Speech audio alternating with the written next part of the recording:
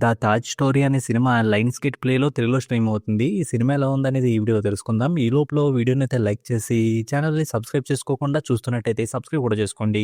ఈ సినిమా అంతా చూసాక నాకైతే పర్వాలేదనిపించింది. ఈ సినిమా అంతా కోర్ట్ బ్యాక్‌డ్రాప్‌లోనే ఉంటది. అలా వచ్చే సీన్స్ చూస్తున్నప్పుడు నాకైతే కొంచెం 'గోపాల గోపాల' సినిమా స్టైల్‌లో ఉందా అనిపించింది. ఎందుకంటే ఆ సినిమాలో లాగే ఈ సినిమాలో కూడా ఒకతను ఒక వింత విషయం మీద కేసేస్తాడు. ఆ కేసేంటంటే 'తాజ్‌మహల్' ముస్లిమ్స్‌ది కాదు హిందువులది అంటాడు. ఇంక తర్వాత ఈ కేస్ ఎలా ముందుకెళ్ళిందన్నట్టుగా సినిమా ఉంటది. ఇంక ఈ సినిమా చూస్తున్నంత సేపు అయితే నాకైతే ఒక రకమైన కన్‌ఫ్యూజన్ అయితే వస్తానే ఉంది. ఎందుకంటే సినిమాలో మనం చూస్తుంది నిజమా? అబద్ధమా? అనే డౌట్ అయితే ప్రతిసారి వస్తానే ఉంది. సినిమాలో కోర్ట్ బ్యాక్‌డ్రాప్‌లో వచ్చే సీన్స్ అయితే చూడడానికి ఇంట్రెస్టింగ్‌గానే ఉన్నాయి. కోర్ట్‌లో ఒక లాయరు ఇది ముస్లిమ్స్‌కి సంబంధించిందని చెప్పి వాదిస్తా ఉంటే, ఇంకో పక్కన ఈ కేస్ వేసిన అతను హిందువులదే అన్నట్టుగా ప్రూఫ్‌లు చూపిస్తా ఉంటాడు. ఈ ప్రాసెస్ అయితే సీన్స్‌గా చూడడానికి ఇంట్రెస్టింగ్‌గా అనిపించింది. కాకపోతే ఆ ప్రూఫ్స్‌గా చూపించిన విషయాలేని నిజమా? కాదా? అనే డౌట్ అయితే వస్తానే ఉంది. ఇంక సినిమా మొత్తం కూడా ఆ బుక్‌లో ఇలా ఉంది, ఈ బుక్‌లో ఇలా ఉంది అని చెప్తూనే ఉన్నారు. అవన్నీ నిజాలా? అబద్దాలనే విషయాలు అర్థం కావట్లేదు.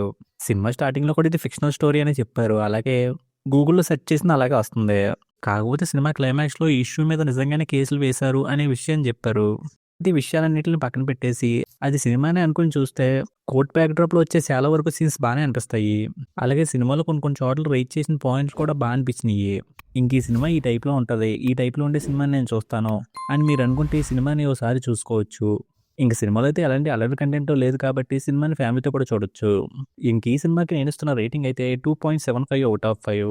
ఇంకా వీడియోని క్లోజ్ చేసే ముందైతే వీడియోని లైక్ చేసి ఛానల్‌ని సబ్స్క్రైబ్ చేసుకోకుండా చూస్తున్నట్టయితే సబ్స్క్రైబ్ కూడా చేసుకోండి.